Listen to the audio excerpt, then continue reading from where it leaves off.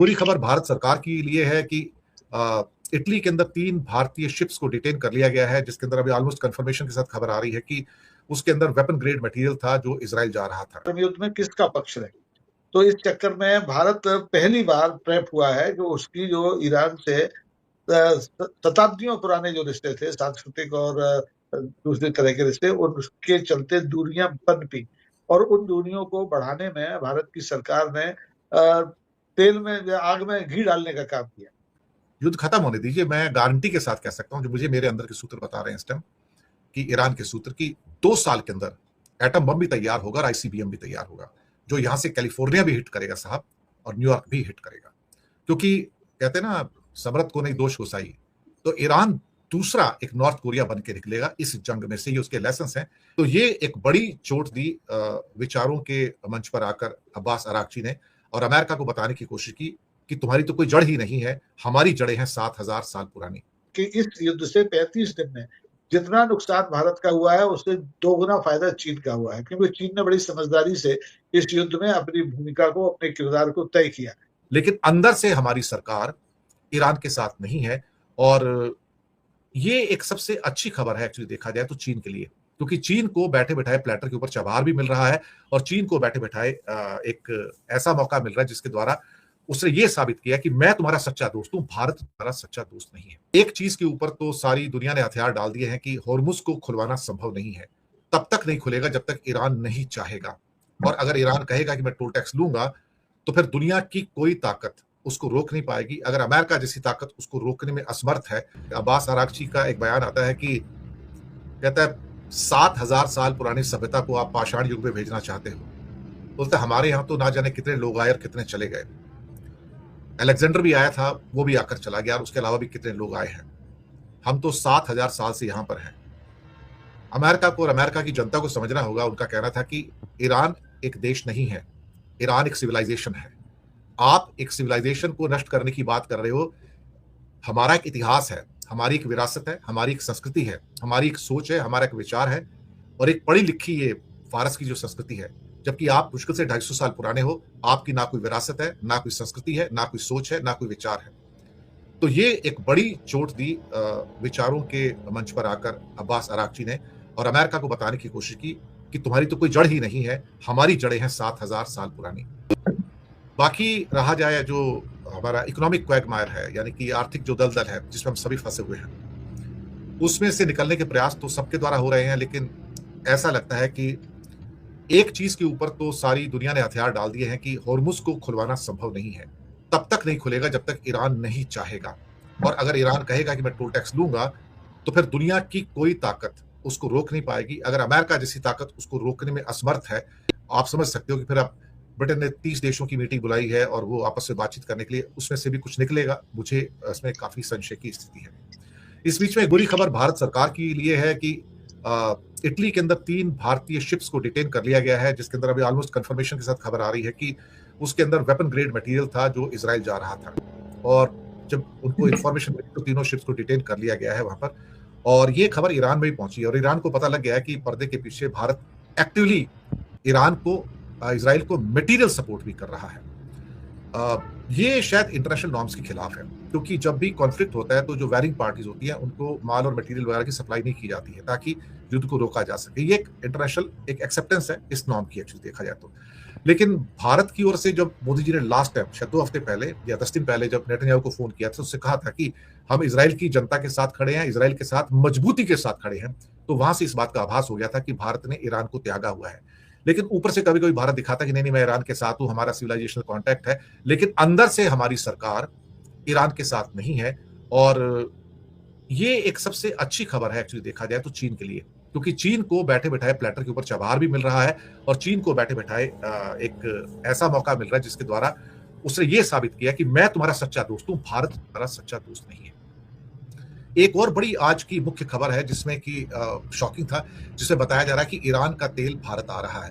लेकिन आज सीएनबीसी की एक मेजर रिपोर्ट आती है सुबह, और वो कहते हैं कि एक शिप जिसका नाम पिंग शन था, और ये यूएस के द्वारा 2025 में सैंक्शन कर दिया गया था। ये पिछले हफ्ते इसका डेस्टिनेशन दिखाया गया था 4-5 दिन पहले, कि ये वाडीनार पोर्ट गुजरात के अंदर आ रहा है।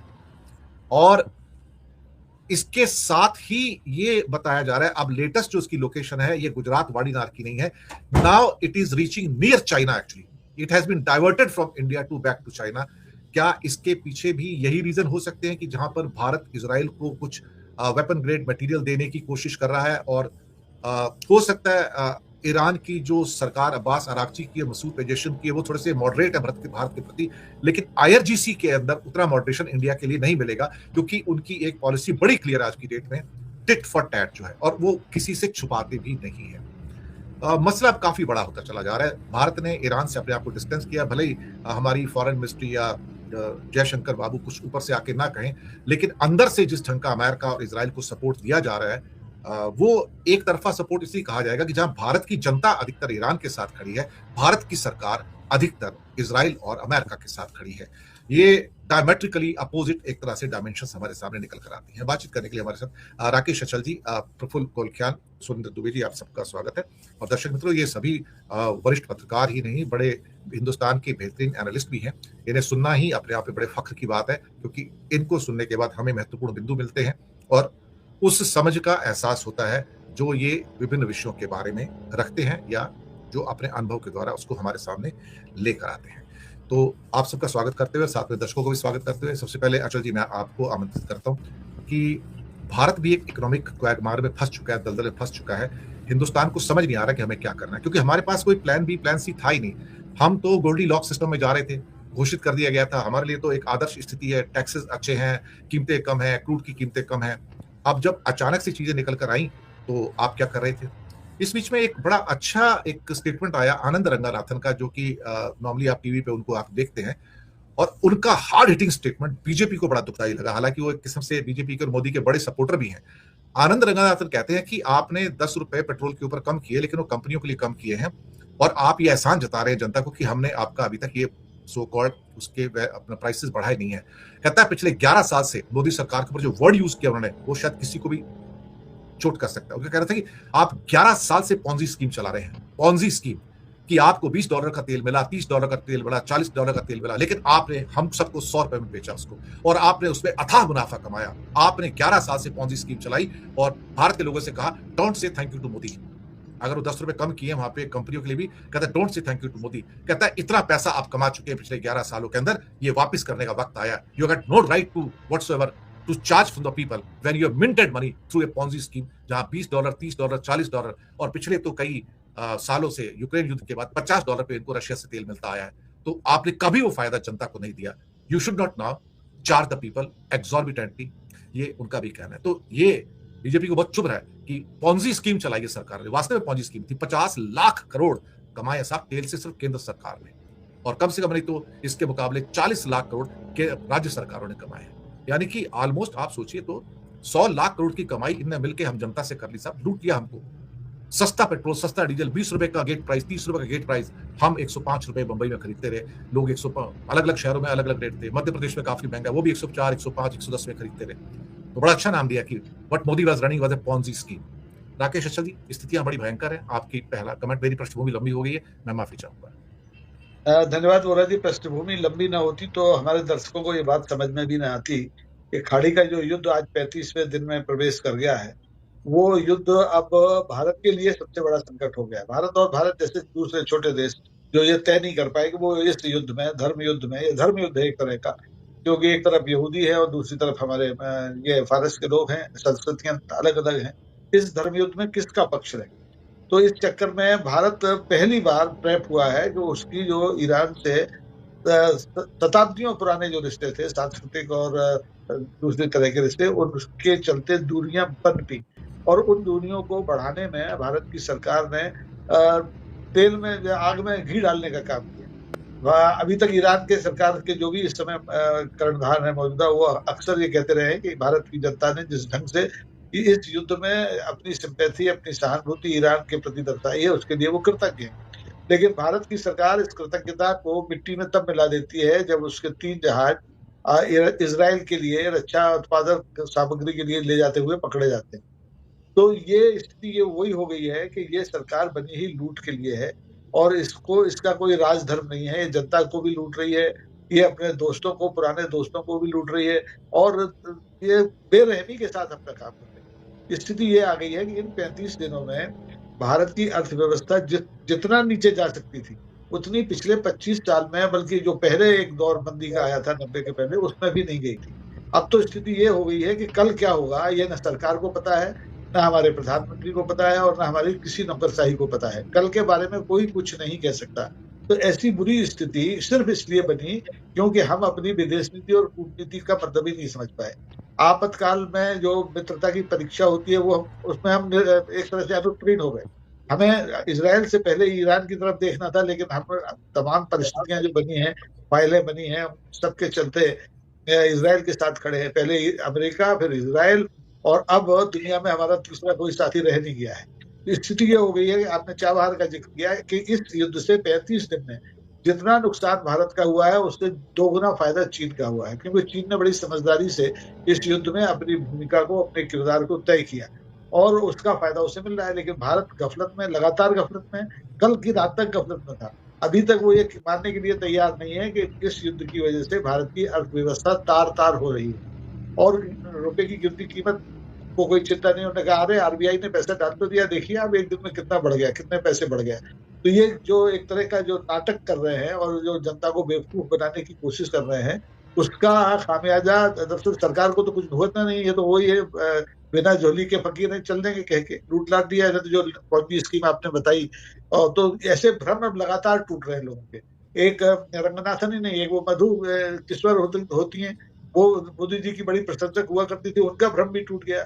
तो जिन लोगों ने मोदी के आभा मंडल को बनाने की कोशिश की थी और बड़ी उदारता से कोशिश की थी, उनके सबके भ्रम टूट गए हैं। तो देश की जनता का भ्रम तो टूटा पड़ा है कि उसकी तो कमर टूट रही है। आप देखें बाजार में चाहे गैस हो, चाहे तेल हो, चाहे खाने का सामान हो, सब पर महंगाई की मार पड़ रही है।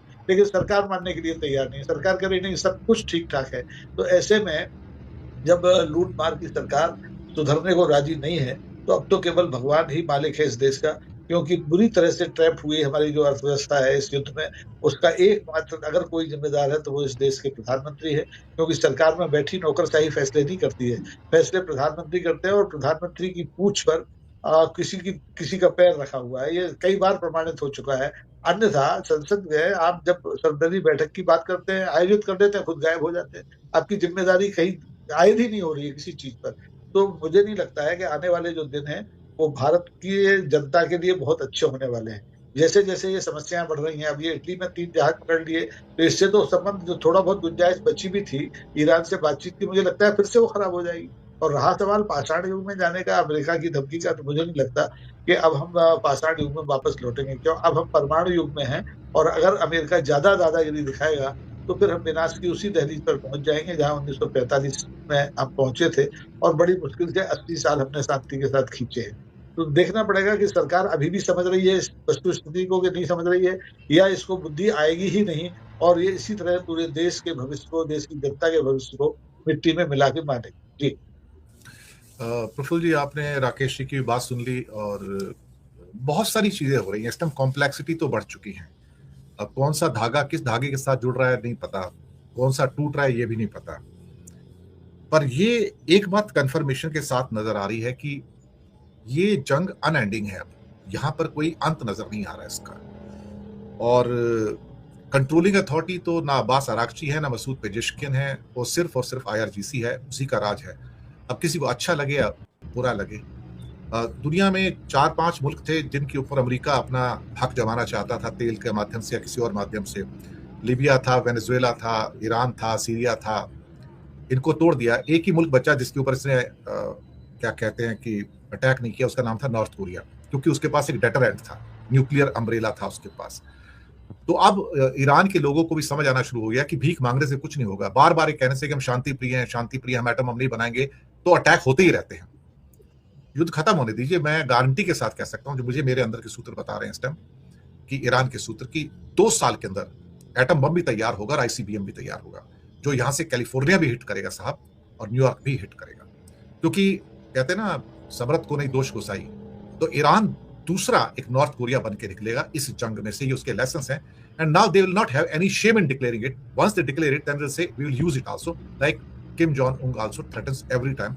इसलिए ना तो इजराइल, ना कोई और देश, ना अमेरिका, ना यूरोप, ये कभी किम जोंग उन का नाम नहीं लेते, पता है आपको? इतने डरते हैं उससे एक्चुअली देखा जाए तो।